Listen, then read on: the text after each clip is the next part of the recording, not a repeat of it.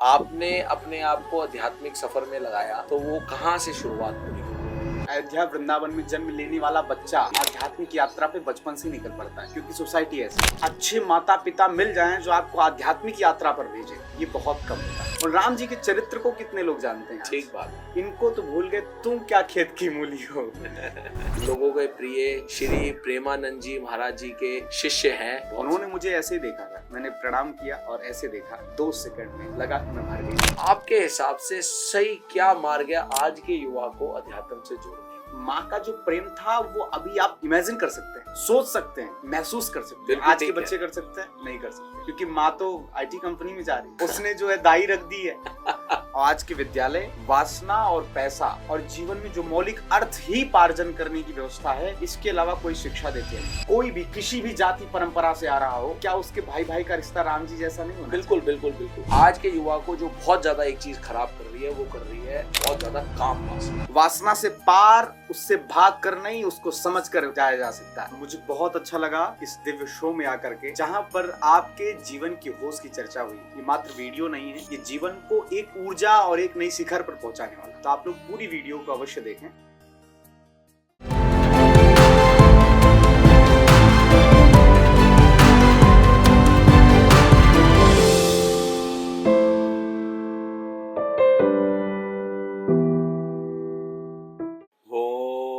मस्तो मा सद्गमय ओम तमसो मा ज्योतिर्गमय ओम मृत्युर्मा अमृतम गमय ओम शांति शांति शांति हरि ओम।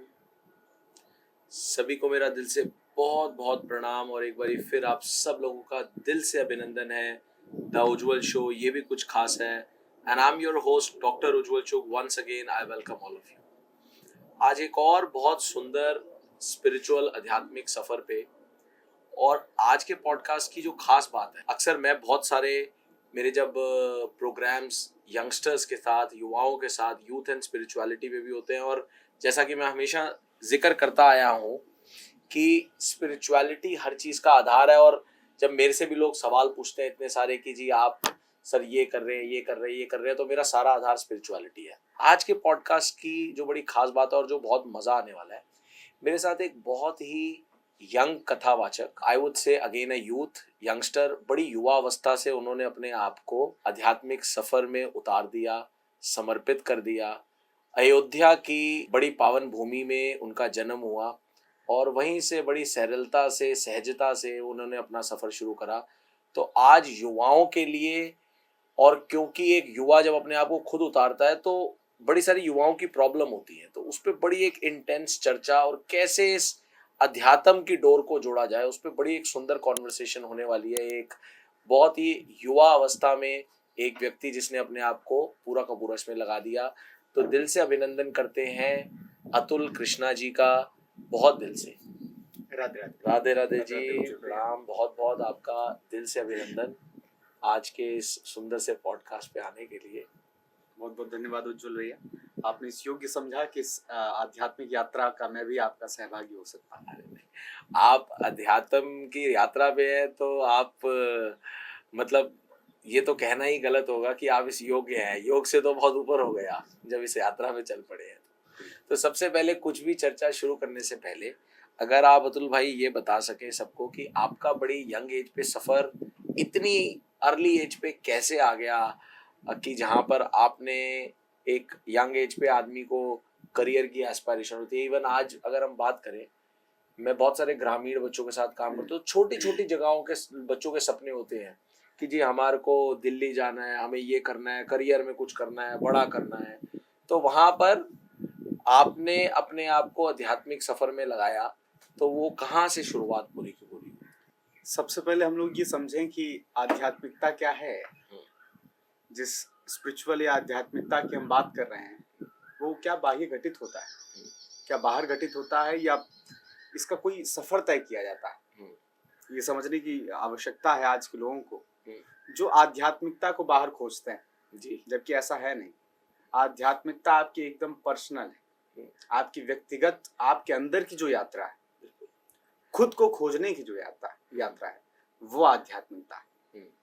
बाह्य जो आप करते हैं, ये जो आप बाह्य स्वरूप देख रहे हैं, या बाहर की भी जो आप स्पिरिचुअल यात्रा जिसको नाम देते हैं, वो केवल धार्मिकता है। बिल्कुल ठीक। आध्यात्मिकता आपकी व्यक्तिगत है, आपकी व्यक्तिगत अंदर ही घटित होती है। और इसकी यात्रा क्या अर्ली हो गई? नहीं, हम जन्म जन्मांतरों से इस यात्रा को नहीं कर रहे हैं, इसलिए जन्म ले रहे हैं। यदि फिर से वही दोहराते हैं तो फिर से केवल गाड़ी घोड़ा और घर के चक्कर में, या एक सुखद में जीवन के चक्कर में, जो सोचते तो हैं लेकिन मिलता नहीं, फिर से ये जीवन हम गवा देंगे। और बिना आध्यात्मिक यात्रा तय किए जी आप इस चक्कर से नहीं निकल सकते। ये आपकी व्यक्तिगत है, पर्सनल है, आपके अंदर घटित होने वाली। आप खुद से परिचय जिस दिन स्थापित करते हैं, उस दिन आप पहला कदम रखते हैं। आज का व्यक्ति स्वयं को फेस नहीं कर पाता, खुद से मिल नहीं पाता, उसके पास सारे जवाब हैं।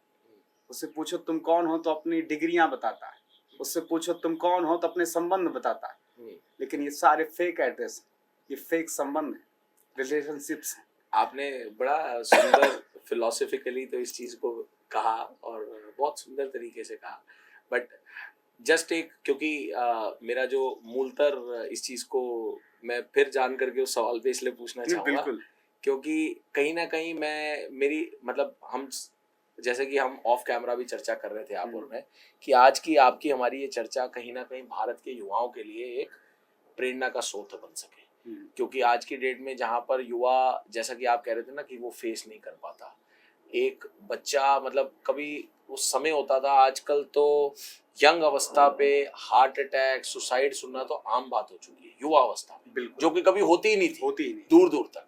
तो इसका मतलब है बहुत जरूरत है अध्यात्म के उस साइंस को समझने की। तो मेरा सवाल फिलोसफिकली आपने बड़ा सुंदर आंसर करा, बट फिर एक बार इसलिए पूछूंगा कि इस 5 तत्व के शरीर में आने के बाद अक्सर अमूमन ऐसा होता है कि आदमी का आध्यात्मिक सफर एक एज वाइज पैटर्न तैयार होता है, और जनरली बहुत अर्ली लोग उतर जाएं वो बहुत कम होता है। जरूर उसमें आपका संस्कार होता है, आपका कुछ ना कुछ पूर्व जन्म का कार्मिक पैटर्न होता है, आपके भी पिताजी खुद इस पूरी परंपरा में रहे हैं, बट आपका अंदर से ये कैसे आया भाव? क्या आपको आपके पेरेंट्स ने प्रोत्साहित करा, या आपको मन में आया कि जी मैं कुछ भी और भौतिक की तरफ ना जाके टोटल इसी पे काम करता हूँ? वो कैसे आया, वो स्पेसिफिक? इसमें हम लोग को 2 बातें समझनी है। पहली बात ये, या तो आपके संस्कार बन जाए जैसा आप कह रहे थे जी, आप ऐसी स्थिति में पैदा हो जाएं कि चारों तरफ ऐसी व्यवस्थाएं हैं जहां आपको आपकी स्वयं की खोज के लिए प्रेरित किया जा रहा हो। बिल्कुल सही बात। आपके माता पिता ऐसे मिल जाएं, या ऐसे सोसाइटी में आप जन्म ले लें। बहुत जगह ऐसे, जैसे अयोध्या वृंदावन में जन्म लेने वाला बच्चा आध्यात्मिक यात्रा पे बचपन से निकल पड़ता है, क्योंकि सोसाइटी ऐसी है, ज्योग्राफी ऐसी है। वही लोग अगर शहरों में पैदा होते हैं तो वो लाइन के चक्कर में पड़ जाते हैं कि अपने जीवन को कितना बेहतरीन सांसारिक सुखों से करें। तो ये पहली बात। दूसरी बात, इस आध्यात्मिक यात्रा कब चालू होगी और वो चोट कब लगेगी, वो नियति तय करती है। बुद्ध को एक बात, सिद्धार्थ को एक बात बुद्ध बना देती है। पूछ रहे हैं ये कौन जा रहा है, ये झुका सा व्यक्ति कौन जा रहा है? ये मानव का वृद्ध स्वरूप है। अच्छा, आगे गए, ये सो जा रहा था, ये क्या जा रहा है, ये क्या हो रहा है? तो सारथी ने कहा वही मानव मर गया। ये एक बात उनको स्वयं की खोज पे निकाल देती है। और बुद्ध कोई व्यक्ति नहीं है, बुद्ध है वह बोध जो आपको ये बताता है कि आप कौन।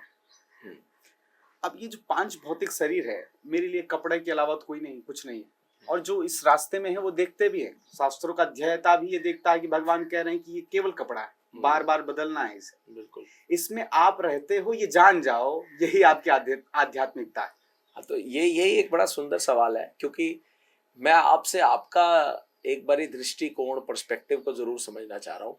आपको किस एज पे क्या थॉट आया, या क्या पर्सपेक्टिव खुला जब आपको ये फील हुआ कि यार ये जो अवेयरनेस, ये खेल सारा अवेयरनेस का, जो आप बोल रहे हैं ये अल्टीमेट ट्रूथ है। जैसे death is the only reality which exist on the planet, ठीक है ना, कि आदमी ने, व्यक्ति ने शरीर छोड़ना है, निश्चित है।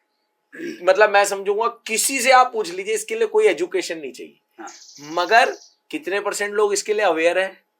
यह महत्वपूर्ण है। अवेयर तो है कुल 0.1%, हाँ। क्योंकि वो इस तरीके से लिप्त है चीजों में कि उनको लगता है कि जी हम तो यहाँ परमानेंट है। तो आपको किस एज पे इस चीज की अवेयरनेस हुई जब आप ये बात बोल रहे हो कि मैं कहीं ना कहीं इस चीज को समझ करके अवेयर रहा हूं कि ये कॉस्ट्यूम है? ये अवेयरनेस बड़ी जरूरी है। जो किसी भी वस्तु के प्रति हाँ, जब आपकी समझ बढ़ जाती है तभी आप अवेयर होते हैं। बिल्कुल ठीक। आग के गुणधर्म को हम जान जाएंगे तो अवेयर हो जाएंगे। बहुत सुंदर। इस मौसम के गुणधर्म को जान जाएंगे तो अवेयर हो जाएंगे। जी। कपड़े, खान पान हम उसको व्यवस्थित कर लेंगे, नहीं इससे दूर रहना है। इसी प्रकार जब आप जीवन की चीजों को लेकर समझ आपकी बढ़ने लगेगी, आपकी अवेयरनेस और आपकी स्पिरिचुअल यात्रा ये दोनों मिक्स होकर आगे बढ़ने लगती है। मैं लगभग था उस समय 11 वर्ष का। अच्छा। और मैं इंग्लिश मीडियम से पढ़ रहा था, बहुत निम्न परिवार से आता हूँ मैं। हाँ। और जब निम्न परिवार होता है तो उस परिवार के जो पेरेंट्स होते हैं उनका पूरा पूरा उद्देश्य होता है कि मेरा बच्चा अच्छा ऐसे मार्ग पर जाए जो हमारे जीवन में भाव रहा है उसके जीवन में ना रहे। बिल्कुल। उसे आध्यात्मिकता से उस पेरेंट्स को कोई लेना देना नहीं। बिल्कुल ठीक। इसलिए मैं ऑफ कैमरे आपसे कह रहा था कि अच्छे माता पिता मिल जाएं जो आपको आध्यात्मिक यात्रा पर भेजें। बिल्कुल। ये बहुत कम होता है। तो मैं सोच रहा था कि और 2-4 बार फीस न देने की वजह से स्कूल से मैं लौटा दिया गया। अच्छा जी। तो मैं सोच रहा था क्या होगा इस मार्ग पे बढ़ने पर। वो अवेयरनेस की यात्रा जो आप कह रहे हैं, अच्छे से 25 वर्ष तक अध्ययन करना पड़ेगा, पढ़ाई करनी पड़ेगी। और गरीब पढ़ा लेता है, गरीब हमेशा पढ़ा लेता है, पढ़ लिया करते हैं बच्चे। ठीक बात। लेकिन 25 साल के बाद ये दौड़ किस लिए थी? एक ऐसी नौकरी के लिए जिससे मैं अर्थोपार्जन कर सकता हूँ, केवल पैसा। और ये लगभग दुनिया की पूरी यात्रा इसी पर टिकी हुई है। जीवन के लगभग 24 घंटे के लगभग समय वो केवल अर्थोपार्जन में देता है, बाकी चीज सोने और खाने में देता है। उससे पूछो तुमने अभी तक 50 साल के हो गए क्या किया, तो बोलेगा मैंने घर बनाया। हाँ। कौन सा घर जिसमें अब तुम 10 साल भी नहीं रह पाओगे? इसमें कहीं ना वो जो अर्थ है, अगर बड़े सूक्ष्म लेवल पे जाते हैं तो वो जो अर्थ है, हाँ। वो अर्थ से ज्यादा बड़ी आदमी की कामना जो है ना वो सेल्फ आइडेंटिटी वैलिडेशन। राइट। कि उसको इस बात का कहीं ना कहीं इंटरनल सेटिस्फैक्शन है, गुरूर, कुछ भी कह लीजिए, कि मैंने ये करा, ये किया। आप संसार की भौतिक की बात कर रहे हैं। लोगों ने जब समाज के लिए किया तो उनको तो समाज भूल ही गया। मैं कल एक वीडियो देख रहा था, रील जी, कुछ यंगस्टर से एक यूट्यूबर सुभाष चंद्र बोस जी की फोटो दिखा रहा था कि आप ये नहीं जानते हैं। ठीक है। तो वो नहीं बता पाए। अच्छा। उस समाज का निर्माण जिन्होंने भगवान श्री राम ने किया, और राम जी के चरित्र को कितने लोग जानते हैं? ठीक बात है। इनको तो भूल गए, तुम क्या खेत की मूली हो। तो अपनी व्यक्तिगत जो आध्यात्मिक यात्रा है अनुभव के आधार पर, वही आपकी कुछ है जो आपने कमाया है। तो 11 साल की उम्र तो 11 वर्ष की अवस्था में सोच रहा हूँ कि 25 के साल के बाद मैं एक नौकरी कर सकता हूँ। अच्छा मैं सोच रहा हूँ ज्यादा से ज्यादा 80-90 हजार लाखों रुपए मेरे पैकेज होंगे। उसके बाद मैंने उतने पैसे में अपने लगभग 40 से 50 वर्ष के 8-9 घंटे बेच दूंगा। और 8 घंटे नौकरी नहीं होती, आप भी जानते हैं कि व्यक्ति बाद में भी इंगेज रहता है उसी में। बुढ़ापा आएगा 60-70 के होगे और आपका अच्छा परिवार होगा, लेकिन नौकरी खत्म होते ही जब तक गांठ रुपया तब तक परिवार खड़ा रहता है। क्योंकि आपने बेच रखा है स्वयं को पैसे में। जी। नौकर बने थे आप, परिवार को ज्यादा समय दे नहीं पाए। अब उनसे बहुत ज्यादा संवेदनाएं आपकी है नहीं, क्योंकि उनकी अलग दुनिया बन चुकी है। बिल्कुल। तो क्या जीवन की यात्रा इतनी, मैं अपने आसपास लोगों को देख रहा था। अच्छा। क्या जीवन की यात्रा यही है? यही आपका ट्रिगर था? ये ट्रिगर था। अच्छा। मैं गया उसी रात पिताजी के पास। अच्छा। कि मुझे स्पिरिचुअल ज्ञान चाहिए। अच्छा। और उसके लिए मुझे जिस रास्ते पर चलना होगा मैं तत्पर हूँ। अच्छा। पिताजी पांडित कर्म में थे, तो वो नहीं चाहते थे कि मैं पंडित बनूं। अच्छा। माँ नहीं चाहती थी मैं पंडित बनूं। अच्छा। क्योंकि पंडिताई एक अर्थोपार्जन, वह भी एक व्यवस्था है समाज की। लेकिन मैंने कहा मुझे आध्यात्मिक यात्रा तय करनी, जिसमें धन का कोई लेना देना नहीं। मैं गेहूं की खेती करना चाहता हूँ, भूसे की नहीं। बहुत बढ़िया। गेहूं की खेती करूंगा, भूसा इंक्लूडेड है, कोई दिक्कत नहीं, लेकिन उद्देश्य गेहूं की खेती है। उद्देश्य आपकी आध्यात्मिक यात्रा है।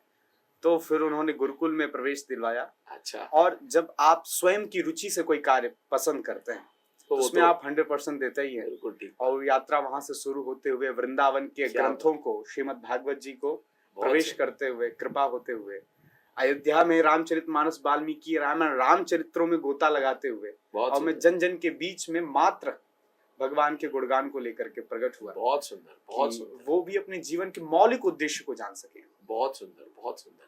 मतलब 11 साल की अवस्था से ये ट्रिगर शुरू हुआ।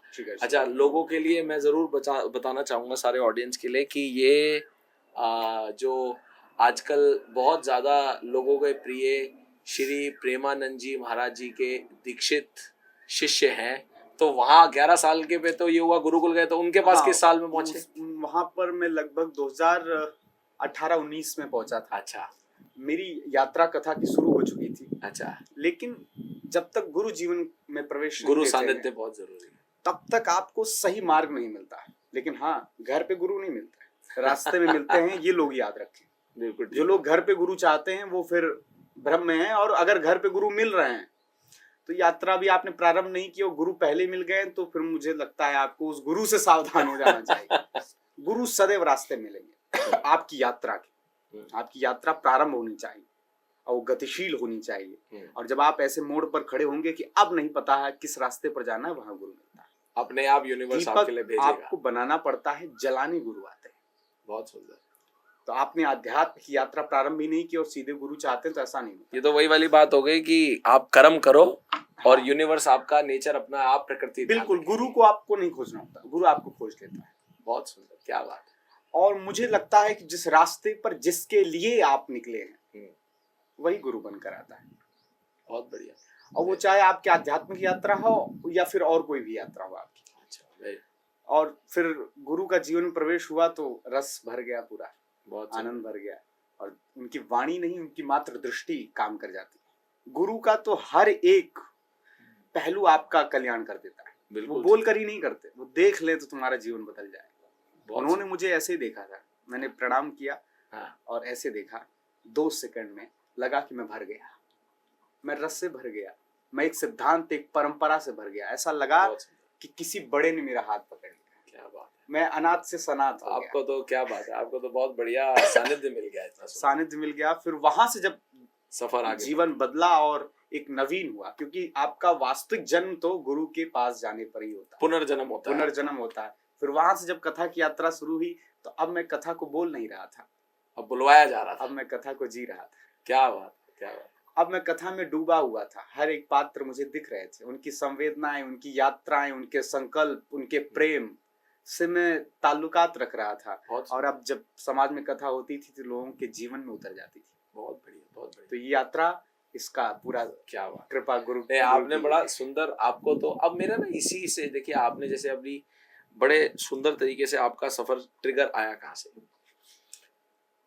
देखिए, मैं आपका जो दृष्टिकोण है, देखिए आप एक अयोध्या की पावन भूमि पे आपका जन्म हुआ, आपके पिता, आपका संस्कार भी कहीं ना कहीं कार्मिक हो रहा, ठीक ना, जहां आपके अंदर ये ट्रिगर आया। ठीक, अब सवाल ये आता है आज की डेट में, सबसे पहला, आज का युवा, जहां पर सिर्फ युवा जो है वो अध्यात्म से कहीं ना कहीं पूरा टूटा हुआ है, ठीक है ना। और वो टूटा इसलिए हुआ है क्योंकि आज के इस टेक्नोलॉजी एरा में टेक्नोलॉजी इतनी तेज हो गई है कि वो कहीं ना कहीं उसको कनेक्ट नहीं कर पाता। खुद दिमाग जो है वो टेक्नोलॉजी के थ्रू सिर्फ टेक्नोलॉजी में फंसा हुआ है। आदमी का इंटेलिजेंस और लॉजिकल माइंड बहुत तेज है, बट कहीं ना कहीं उसके अंदर वो स्पिरिचुअल और इमोशनल क्वेश्चन मिसिंग है, वो है नहीं। बट यहाँ एक बड़ा इंपॉर्टेंट पॉइंट आता है, जो बच्चा ऐसे वातावरण में पैदा ही नहीं हुआ जिसके आसपास कहीं अध्यात्म की कोई बात नहीं होती, और हम 2 मिनट इस बात को भूल जाते हैं कि उसका पुनर्जन्म या कार्मिक पैटर्न क्या है, वो तो हमारे हाथ में नहीं, वो तो उसका खुद का प्रारब्ध है जो भी है। तो आपको क्या लगता है, आपके हिसाब से सही क्या मार्ग है आज के युवा को अध्यात्म से जोड़ने का? ये आपने बहुत ज्वलंत मुद्दा छेड़ा है। और मुझे लगता है आज पूरा समाज डिप्रेशन और एंजाइटी का शिकार मात्र इस बात को न समझने की वजह से। बिल्कुल फैक्ट है, ये तो फैक्ट ही है। बात यहाँ समझने की है, पहले का जो समय था उसमें अनुभवगम्य चीजें ज्यादा थी। जो हमारे आसपास जो हम करते थे जीवन में, उसमें अनुभव ज्यादा इंक्लूड होता था, इसलिए शायद उतने नॉलेज को इकट्ठा नहीं कर पाते थे जितने आज की युवा कर रहे हैं। आज की युवा के अंदर बहुत स्पार्क है, बहुत क्रिएटिव है, बहुत जान रहे हैं, आज की टेक्नोलॉजी से बहुत कुछ जान रहे हैं, बट क्रिएटिव तो हैं, लेकिन कैरेक्टर का निर्माण नहीं हो रहा। हाँ, कैरेक्टर का भी निर्माण नहीं हो रहा, पेशेंस भी पेशेंस नहीं नहीं, कैरेक्टर का निर्माण अनुभवों से ही होता है। जी। तो यदि आज के युवान को हम उनसे परिचय करवा पाए, उनके जीवन में ऐसी चीजों को इंक्लूड पाए जिससे वो ये जान पाए कि हमारी वास्तविक यात्रा क्या है, नॉलेज किस लिए लेना है।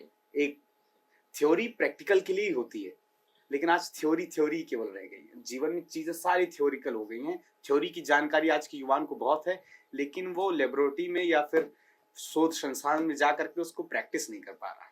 बिल्कुल, प्रैक्टिस ही जीवन है। तो कहीं ना कहीं आपको लगता है कि जो ये प्रैक्टिस नहीं कर पा रहा, जो आपने पॉइंट, हाँ, वो प्रैक्टिस ना करने का कारण ये भी है कहीं ना कहीं कि जिस तरीके से टेक्नोलॉजी या वेस्ट की चीजों को हमने परोसा है, हाँ, जिस ढंग से हाँ, उसको पिक्चराइज करा है, जी, जैसे उसको खाने को दिया गया है, उस तरीके से हमने आध्यात्मिक वैल्यूज को कहीं ना कहीं नहीं दिया। आज माता पिता भी फोन पे चैटिंग कर रहे हैं। व्यक्तिगत भावनाओं को सन्निहित करने की बजाय वो भी ऑनलाइन ही चीजें कर रहे हैं। तो अब वो चाहते हैं कि हमारे प्रति उसकी संवेदना बढ़े, तो कैसे हो सकता है? पहले माँ कहानी सुनाकर बच्चे को सुलाती थी। पहले माँ मॉरल्स कहानियां करके संवेदनाओं को जगाती थी। हमारी दादी आज की माँ ट्विंकल ट्विंकल और अजीब से रील दिखाकर भोजन करवा रही है, सुला रही है। आप माताओं ने टेक्नोलॉजी का आश्रय लिया कि झंझट खत्म हो, बच्चे को फोन पकड़ाया और सब चुप हो गया, बस चुप हो गया।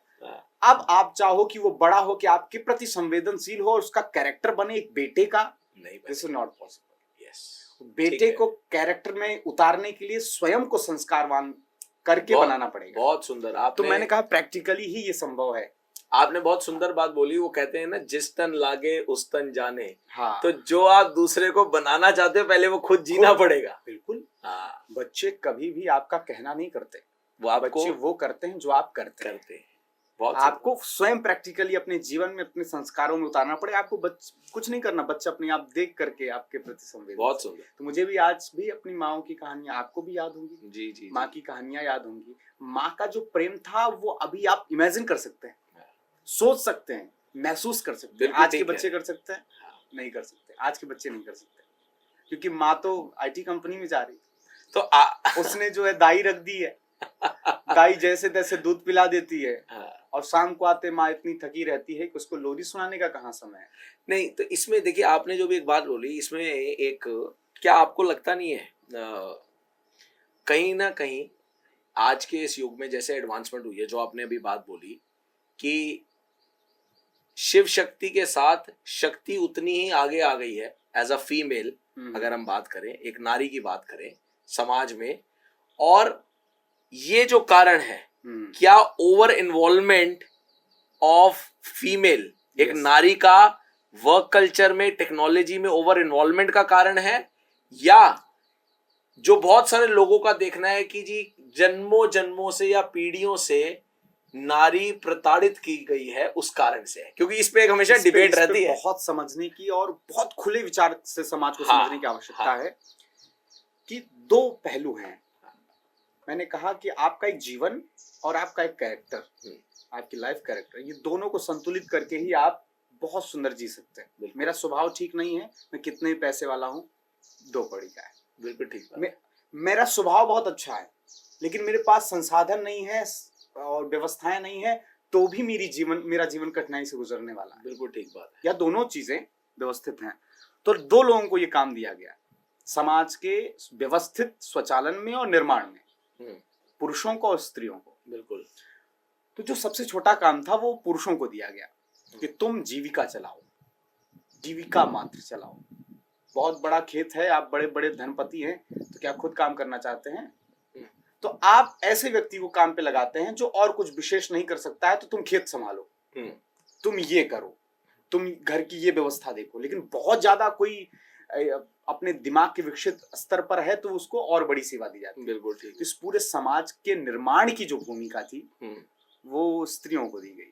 अच्छा, उनका मेजर रोल उन्हीं का था। मेजर रोल उन्हीं का था, शक्ति का। कैरेक्टर और लाइफ के निर्माण में उनकी भूमिका रही। तो लेकिन बीच में थोड़ी व्यतिक्रम स्थिति हुई, इतने आक्रांता आए, उन्होंने हमारे इस शैली पर विक्षेप किया, इस जो जीवन पद्धति थी इसमें उठापटक हुई, और उस दौरान घृणा पैदा करने वाले लोगों की जनसंख्या बढ़ गई और थोड़ी बहुत व्यतिक्रम हुआ भी, ऐसा नहीं, स्त्रियों को लेकर। फिर उन्होंने अपने मोटिव को बना लिया कि हमारे ऊपर शोषण हुआ है, हमारे ऊपर सारी चीजें हुई हैं, जबकि उनका जो कार्य था बाहर से था ही नहीं। आपने बहुत, मैं समझता हूँ, इतने गंभीर विषय को बड़े ही ऊपर से, बड़े प्रोग्रेसिवली, बड़े ही खुले विचार से इसको एक इतना सुंदर एक आपने रूप कोई दिया, मान ही नहीं सकता इस बात हाँ, को सुंदर रूप दिया कि समाज के निर्माण में प्रायोरिटी शक्ति को दी गई थी कि भाई आप मेजर दायित्व लो, यानी कि आप ज्यादा इंपॉर्टेंट। जो सबसे बड़े प्रोजेक्ट, ये जो जनसंख्या है, ये प्रोजेक्ट ही तो है, इसी में से तो राम आते हैं, इसी प्रोजेक्ट में से कृष्ण आते हैं, ध्रुव आते हैं, प्रहलाद आते हैं, बड़े बड़े वीर भक्त आते हैं। उनके जो मॉरल एथिक्स हैं उसकी देन उनकी जननी है। बिल्कुल। शिवाजी के मूल में जाएंगे तो उनकी माँ आती है, ध्रुव जी के मूल में जाएंगे तो सुनीति जी आती हैं, राम जी के मूल में जाएंगे तो कौशल्या आती हैं, सुमित्रा आती हैं। कहाँ चली गई ये स्त्रियां? अब ये होड़ में ये हैं कि जो खेत की काम कर रहे थे लोग, वो आप नहीं करेंगे, हम करेंगे। समय अंतराल बहुत बीता तो इन्होंने अपने जॉब्स को चेंज करने की बात करी, लेकिन इन्होंने ये नहीं जानते हैं ये अपने लेवल को और डाउन कर रहा है। पुरुष यहाँ है, स्त्री यहाँ है। जब बराबर होने की बात करते हैं तो आप नीचे आ रहे हो। मतलब स्त्री पहले कायदे से दर्जे में बिल्कुल ठीक कहा। देखिए, शास्त्र तो यही बोलता है कि स्त्री का तो दर्जा पुरुष से बहुत ऊपर है, मगर हम लेवल को सेम ला करके अपने वाले को डाउन करना चाहते हैं। आपको बहुत सूक्ष्म तरीके से छोटा बनाया जा रहा है, आप समझ नहीं पा रही हैं। अच्छा, जब आप बराबर होने की भी बात करती हैं तो आपको ये नहीं लगता जब आप दिल्ली के मेट्रो में चल रही तो आपको 2 सीट अलग से दे दिया जा रहा है? क्यों दिया जा रहा है? बड़ा बना के तो नहीं दिया जा रहा, ये तो पक्का है। आरक्षण उसी को मिलता है जो छोटा होता है, कमजोर होता है। आपके लिए एक अलग से बोगी दे दी जा रही है। आपको लग नहीं रहा आपके साथ इंसाफ नहीं हो रहा? जब आप बराबर होने की बात करते हैं तो आपको कंधे से कंधे मिलाने की बात करते हैं, तो आपको उसी लाइन पे खड़े होना है जिस पे एक पुरुषार्थी व्यक्ति खड़ा है जो मजदूरी करने जा रहा है। आप भी उसी लाइन में है तो ठीक है, कोई बात नहीं, लेकिन आपका काम बहुत ऊंचा है, बहुत समझने की आवश्यकता है, बहुत बड़ा काम है आपका। उसको यदि जब जब स्त्री छोड़ेगी तब तब समाज पतन की ओर जाता है, और इस समाज का निर्माण इसके अलावा कोई विकल्प नहीं है कि कोई और कर सकता है। समाज का निर्माण मात्र और मात्र शक्ति कर सकती है, वही बना सकती है इस समाज के बड़े बड़े मॉरल्स, और कोई नहीं। बहुत बढ़िया, बहुत बढ़िया। अच्छा, अगर हम बात कर रहे थे युवाओं की, और अगर हम युवाओं पे दोबारा थोड़ी सी अगर नजर डालें, देखिए, युवाओं के अगर हम कहीं पर भी, एक आज का एक युवा व्यक्ति है, संसार, उसके आसपास के माता पिता, उसके संस्कार, ये सब बहुत मूल रखते हैं।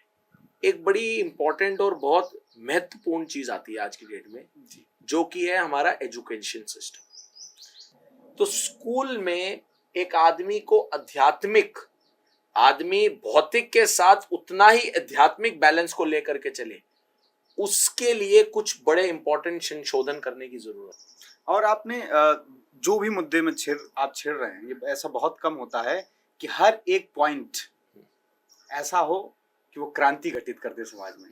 तो वो सारे पॉइंट्स आप ले रहे हैं जी।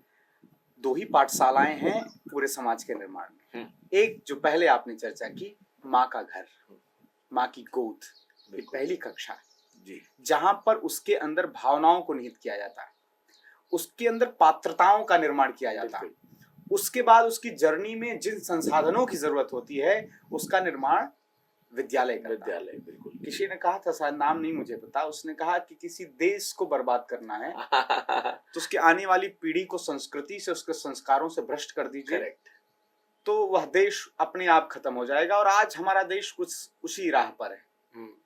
और उसकी उस बात को ही नहीं हमने लिया, उसके पूरे सिद्धांत को हमने अपने स्कूलों में डाल दिया।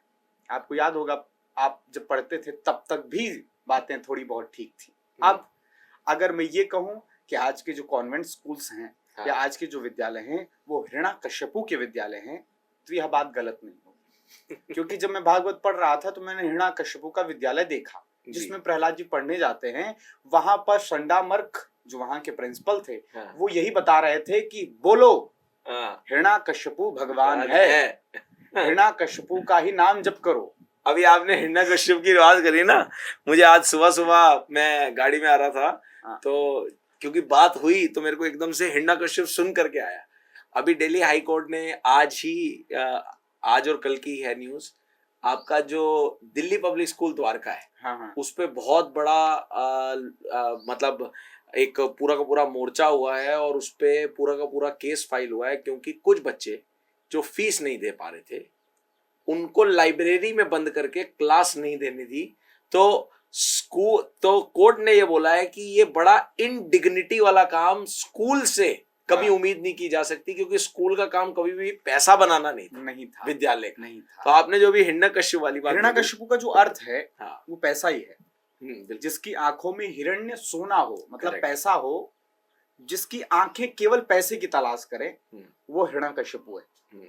और आज के विद्यालय वासना और पैसा और जीवन में जो मौलिक अर्थ ही पार्जन करने की व्यवस्था है, इसके अलावा कोई शिक्षा देते नहीं। इसका मतलब है, आप छोटे शब्दों सरल शब्दों में कहें जो मैं चिल्ला रहा हूं, कि आज के विद्यालय मात्र यही सिखा रहे हैं कि हिरण्याकश्यपु भगवान है और कहीं ना कहीं पैसा ही भगवान है। और कहीं ना कहीं बच्चा इससे अंदर से पूरा कमजोर होता जा रहा है। अब जो उनके मॉरल, आप गुरुकुल की जो हमारी पद्धति जी, वहां राम भी जाते हैं, वहां कृष्ण भी जाते हैं। एक छोटे से घर के व्यक्ति से लेकर एक राजकुमार तक वहां जाता है और अपनी आइडेंटिटी खो कर जाता है। वो कितना पैसा वाला है या वो कितना गरीब है, कोई लेना देना नहीं। सुदामा और कृष्ण एक साथ एक क्लास में पढ़ते हैं, जहां कोई आरक्षण नहीं है, जहां पर यह बात नहीं की जाती है कि आप इतना डोनेशन दे के आओगे तो आपको स्पेशल क्लास मिलेगी, आप सुबह के समय आओ, आज शाम को आने की जरूरत नहीं। शाम के समय वो बच्चे आते हैं जिनके पास पैसे नहीं। बिल्कुल ऐसे समाज का निर्माण नहीं होता, बिल्कुल नहीं होता। ठीक कह रहे हैं। समाज का निर्माण बच्चे के अंदर जैसे ही सारी चीजों को शून्य होकर जाता है, पात्रता का आप निर्माण करके फिर भेजते हो, तब वहां भरा जा सकता है। बिल्कुल ठीक। तो आपने पात्रता, पहले पात्र को निर्माण नहीं, फोड़ डाला है। अब जब स्कूल में आपने भेजा है तो ऐसा उड़ेला जा रहा है, कुछ टिक भी नहीं रहा है। अरे जिस विद्यालय में, मैं धार्मिकता की बात नहीं कर रहा हूँ, विद्यालय एक ऐसा विषय है जिसमें हमारा निर्माण होता है। बिल्कुल। वहां पर यदि राम के चरित्र को स्थापित करके समझाना पड़े तो वह धार्मिकता नहीं है। वह राम कोई धार्मिक पुरुष भी नहीं, वो मानव पुरुष है। मानवता की जो उत्तम स्थिति है, वहां राम विराजमान है। मॉरल कैरेक्टर को दर्शाने का एक तरीका है। कौन है जो जिसका भाई भाई का रिश्ता राम जैसा नहीं होना चाहिए? इस पे धर्म का ठप्पा लगाएंगे। कोई भी किसी भी जाति परंपरा से आ रहा हो, क्या उसके भाई भाई का रिश्ता राम जी जैसा नहीं होना बिल्कुल, चाहिए? बिल्कुल बिल्कुल। राम जी जैसे पिता पुत्र का रिश्ता उसका नहीं होना चाहिए। तो मानवता की जो मैनुअल है, मुझे लगता है कि यदि आप ग्रंथ नहीं पढ़ सकते हैं, आप बड़ी बड़ी पुस्तकें नहीं पढ़ सकते जिससे जीवन को वेद उपनिषद नहीं पढ़ सकते हैं, तो आप राम को देख लीजिए। राम जी आए इसीलिए थे कि तुम नहीं पढ़ पा रहे हो तो मैं चलकर दिखा रहा हूं कि तुम्हें ऐसे ही चलना है। अब भी व्यक्ति यदि कंफ्यूज है तो फिर क्या कह सकते? नहीं, आप बिल्कुल सही कह रहे हैं। ये देखने का दृष्टिकोण है कि राम को अगर आप देखते हैं तो वो मॉरल वैल्यूज और डिसिप्लिन का प्रतीक है। अब आप उस मॉरल वैल्यूज और डिसिप्लिन को, वो रिलीजन और उसमें धर्म और मॉरल वैल्यूज में एक थिन लाइन है, उसमें मर्ज कर दोगे तो आदमी गुमराह हो जाएगा, सब बेकार हो जाएगा। तो जैसे ये सेम बात गीता के लिए बोलते हैं। Gita is the highest philosophical book, right. मतलब हर सवाल आपको गीता देती है, साइंटिफिकली फिलोसॉफिकली, मगर आप उसको धर्म ग्रंथ की नजर से देखेंगे तो धर्म बहुत, मुझे लगता है कि एक धर्म है, सनातन। सनातन मतलब आपके मानव जीवन जीने की जो मौलिक सिद्धांत है, जिससे आप अपने जीवन को श्रेष्ठ बना सकते हैं, उसका जो सिद्धांत है वो सनातन है। उसको चरितार्थ करने के लिए राम और कृष्ण आते हैं।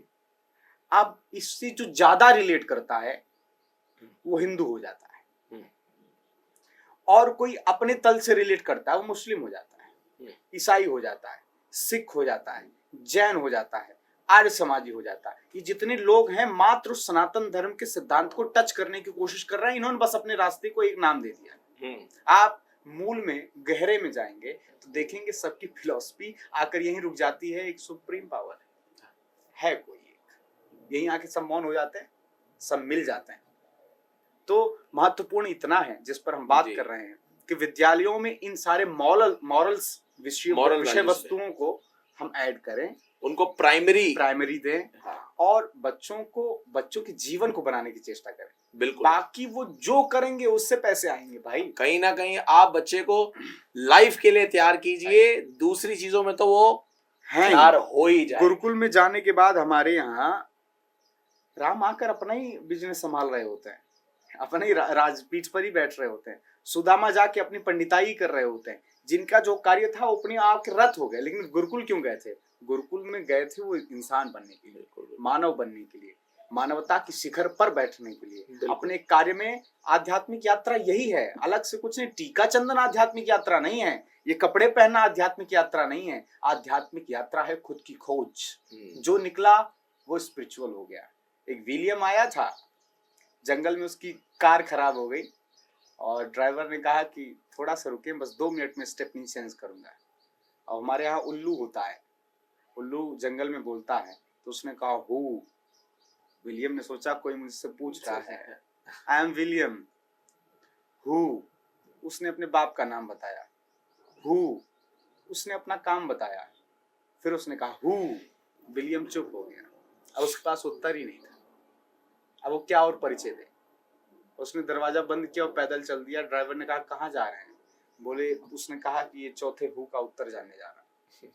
जिस दिन आप ये जान जाएंगे हु कौन हो तुम, वास्तविक आपका क्या परिचय है, उसी दिन आप आध्यात्मिकता से युक्त हो गए। बिल्कुल ठीक कहा।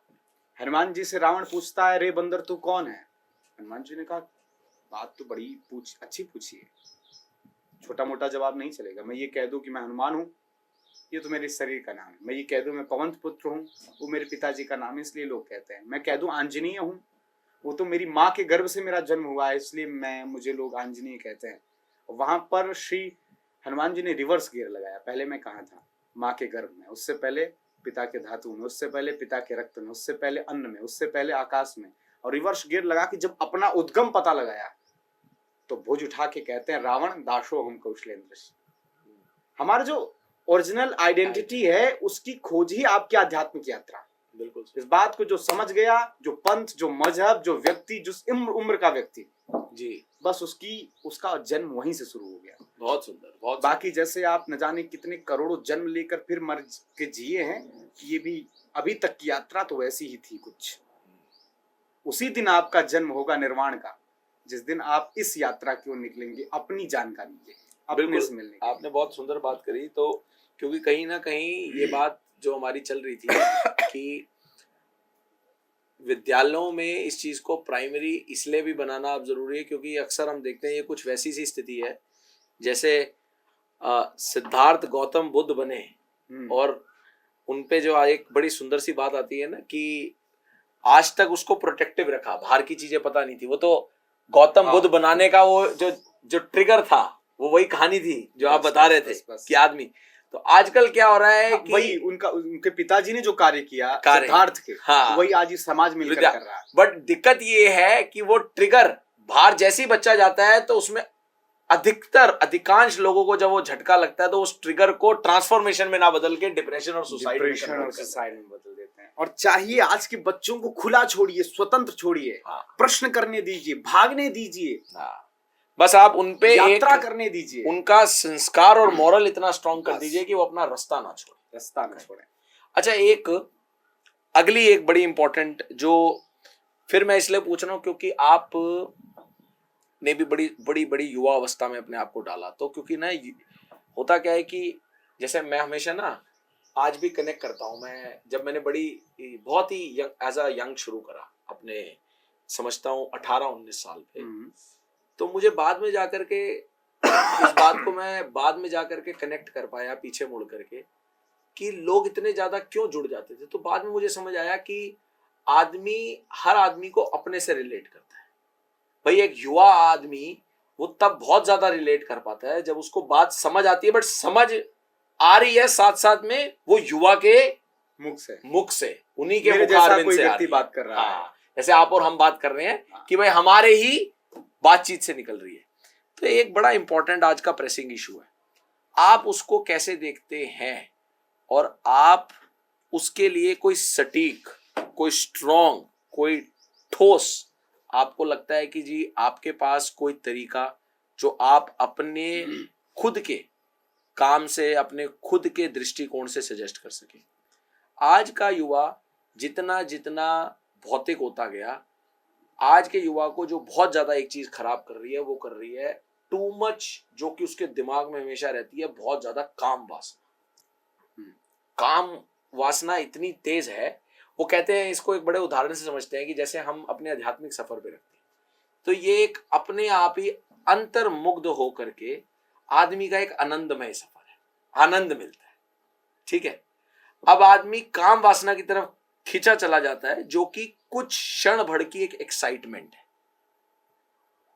तो आज का युवा इस काम वासना से कोशिश भी करता है तो टूट नहीं पाता, और इस एक वजह से उसकी सब चीजें उखड़ती चली जाती है, जिस पे हम बात कर रहे थे, मॉरल वैल्यूज, विल पावर, अपने पे नियंत्रण, अपने आप को समझ, वो सब चीजें उसकी ध्वस्त होती चली जाती है, जो कि एक बहुत बड़ा आधार बन गया है इस पूरी सोसाइटी के हिलने का।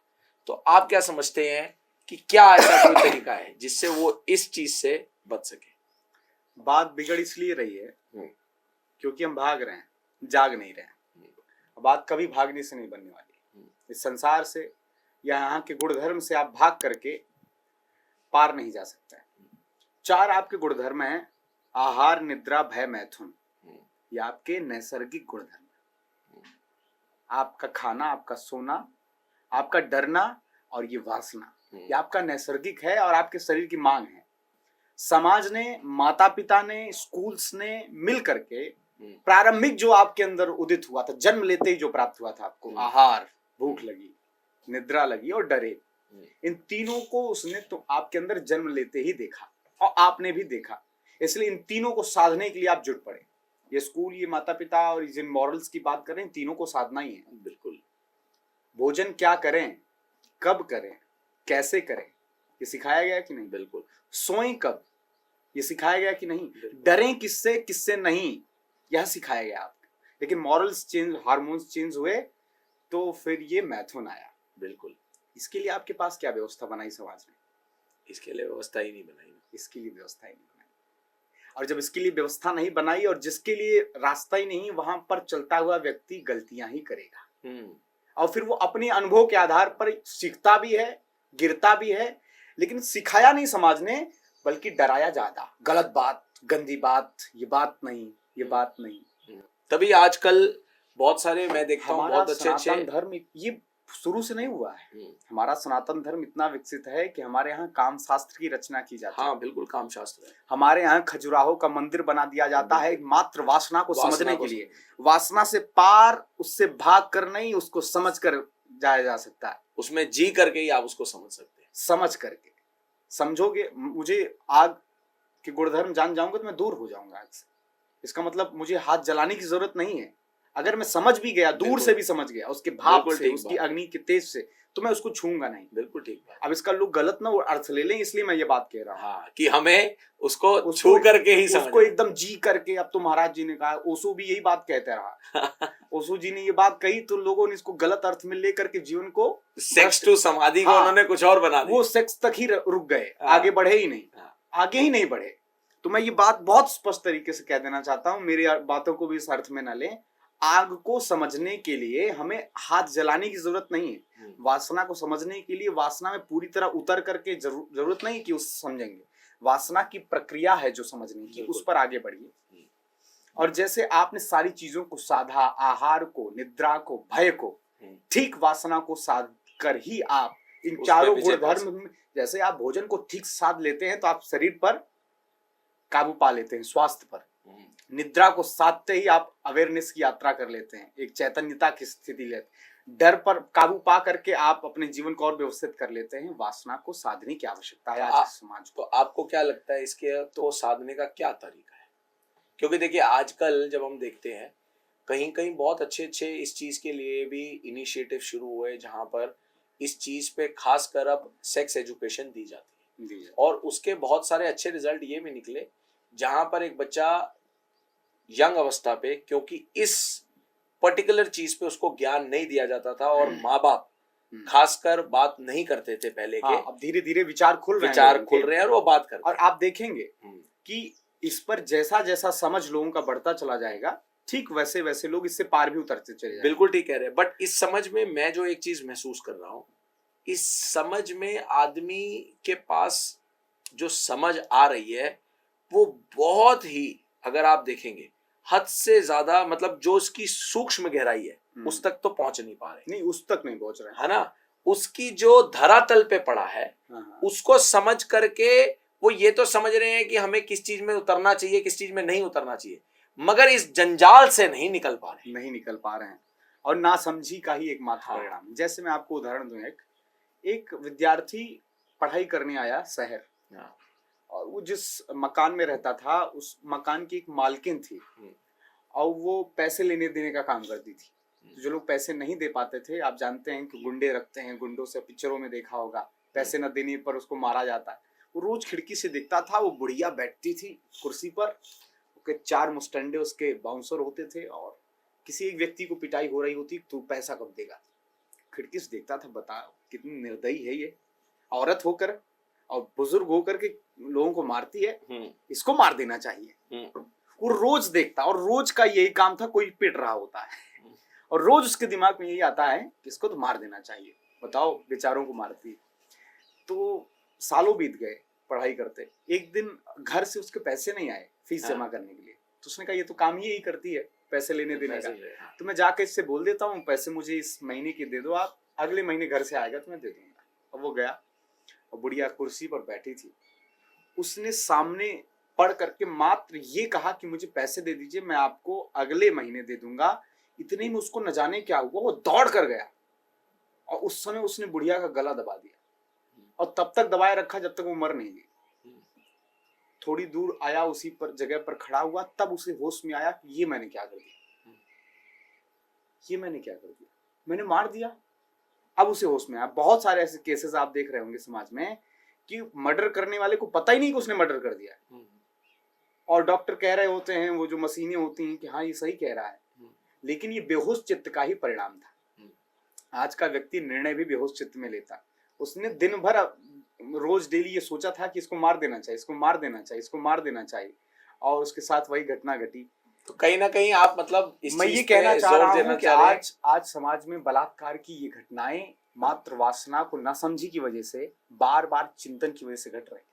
कि आप एक ही चीज को सोचते जा रहे हैं, मतलब ये वही हो गया ना, वो कहते हैं who you are is all about what you think, what you think you become। जो आप सोचते हैं वो बन पाते हैं, जिसको आपको भी पता नहीं होता आप हो जाते हैं। जिसको हम योग में भी बोलते हैं कि भाई, जिसमें योगा में अलग अलग, चाहे वो पतंजलि आए चाहे शिवानंद आए, कि भाई जो आप सोचते हैं, जो आप कहते हैं और जो आप करते हैं वही योगा है। तो आदमी जो सोच रहा है वो धीरे धीरे सोचते सोचते उसके मुख पे आ जाता है, फिर वो कर्म में आ जाता है। तो आज पूरा समाज इसी ओर बढ़ रहा है। वासना को न समझने की वजह से केवल सोचते सोचते हर एक स्त्री के प्रति भोग्य दृष्टि आज की लोगों की हो चुकी है। अब वो इसका दमन करते करते एक स्थिति ऐसी आती है, छोटी बच्ची के साथ वह घृणित कार्य घट जाता है, उसे पता नहीं होता, और फिर वही पछता रहा होता, लेकिन हो गया, अब क्या करे वो। तो अब समाज को ये जरूरी है कि जैसे और चीजों के लिए अवेयरनेस हो रही है और सही मार्ग पर भेजा जा रहा है, वैसे इसके प्रति भी अवेयरनेस की आवश्यकता है। और इसीलिए हमारा अध्यात्म अवेयर पर ज्यादा जोर देता है। आपकी होश की यात्रा ही आपको श्रेष्ठ यात्रा की ओर ले जा सकती है। करेक्ट, होश में रहना बहुत जरूरी है। अब वो तो पूरा शास्त्र ही आपको कॉन्शियस होने की बात करता है। ये ध्यान, ये सारी धारणाएं, ये सारी प्रक्रियाएं मात्र आपको होश में लाने के लिए। बिल्कुल ठीक बात है। और बेहोश जो आपको करता है उसका निषेध किया है। दारू क्यों नहीं पीना? क्योंकि बेहोश करता है। उससे भी बड़े बड़े नशे, बड़े बड़े संबंधों के, जिस नशे में आकर आज का युवा सुसाइड कर रहा है, बेहोश चित्त का परिणाम है सुसाइड, डिप्रेशन। जिस दिन समझ बढ़ जाती है, बच्चा छोटा है, उसको आइसक्रीम नहीं मिली, बड़ा टेंशन में है वो, पिता ने क्यों नहीं दिया मुझे, उसके लिए वो टेंशन आपके लिए हंसी है आइसक्रीम के लिए। लेकिन आज तुम आइसक्रीम बजाय गाड़ी के लिए टेंशन ले रहे हो। ठीक बात है। आज तुम वो टेंशन किसी संबंध को पाने के लिए ले रहे हो। अब उससे ऊपर जो बैठा हुआ है वो तुम्हारे ऊपर हंस रहा है। वो ऊपर बैठे हैं संत, स्पिरिचुअल लोग। अब उनके ऊपर भी होश की शिखर की यात्रा वो बढ़ती चली जाएगी। वो बुद्धत्व तक पहुंच जाती है। वो नीम करोड़ी बाबा कोई बन जाता है, कोई तुलसीदास जी बन जाता है, कोई सूरदास जी बन जाता है, कोई मीराबाई। ये सब होश की यात्रा पे है।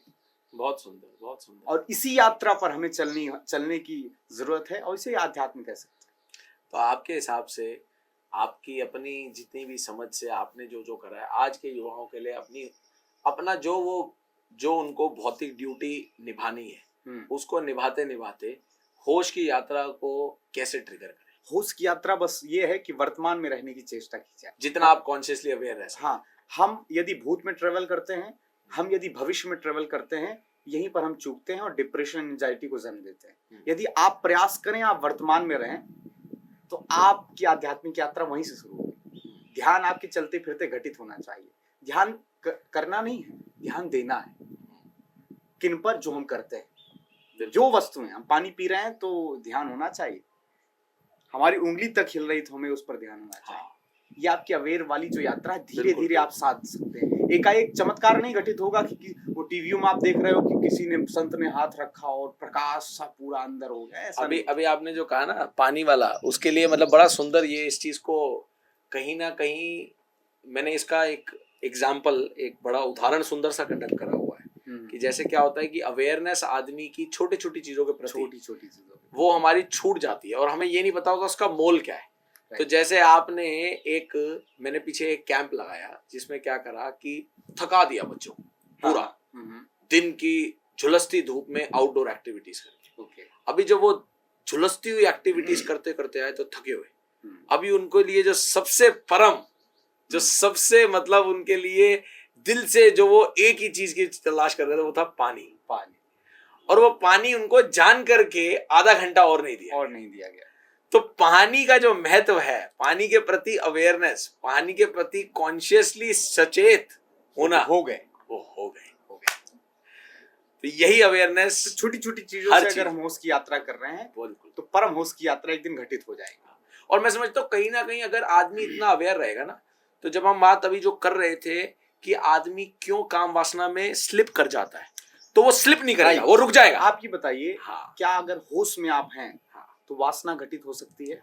नहीं, वो स्लिप नहीं होगा, बिल्कुल। वासना के लिए बेहोश होना बहुत आवश्यक है। व्यक्ति जानवर बन जाता है, राक्षस बन जाता है, वह कार्य करता है जो होश में वो कभी नहीं कर सकता। इसलिए बहुत सारे लोग आप देखेंगे, अधिकांश बहुत सारे लोग वो इसमें उतर भी तभी पाते हैं, या तो जब वो शराब के नशे में या किसी ना किसी तरीके इंटॉक्सिकेट, या तो वासना का नशा शिखर पर हो।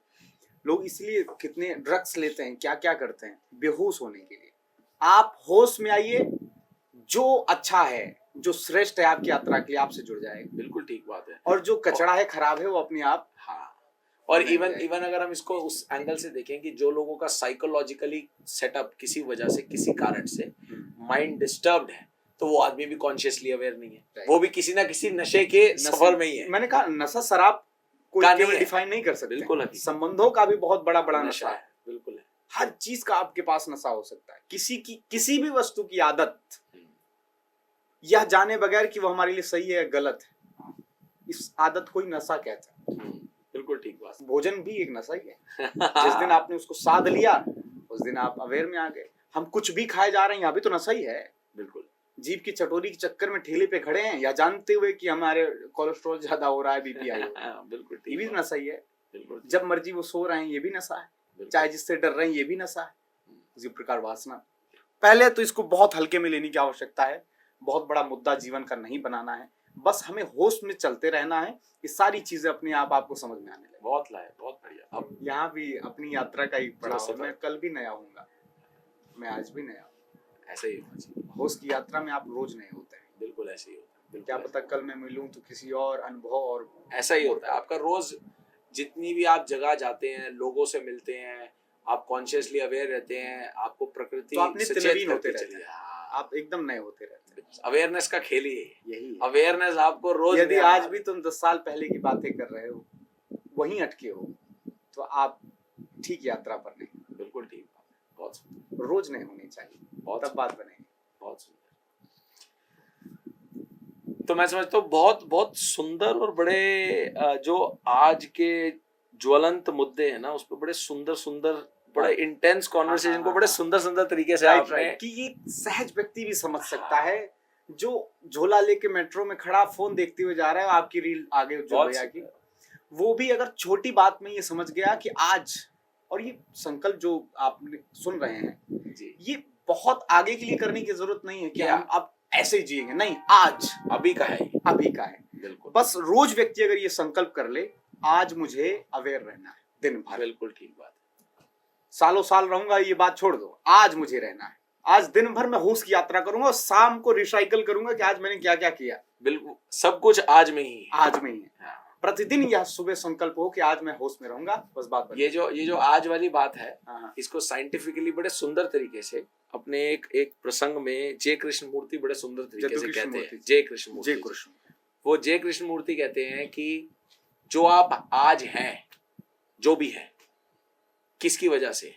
जो पास्ट था, पास्ट की वजह से ही है ना। हाँ, जो आप आज, निश्चित। यानी कि पास्ट इज नाउ। नाउ ठीक है। ओके, जो आप फ्यूचर में बनेंगे वो किस वजह से बनेंगे? आज जो की आप वजह से। आज जो काम कर रहे हैं। हाँ। So future is now, everything is Now. Now. तो सब Wow. कुछ अभी ही है। तो अभी इसको जो जान गया वही मौज में है। हाँ, मौज घटित ही आज में हो सकता है, मौज न कल में है न मौज कल था, वो सब मौज कुछ आज आज में। ही। बहुत आज सुंदर, में जो जी रहा है वो मौज में है। बहुत सुंदर, बहुत सुंदर। बच्चे को देखकर आप सहज मौज घटित होते देखते हैं कि हाँ यही मौज में है, क्योंकि वो आज में है, आज बहुत। खेल रहा है, अभी है।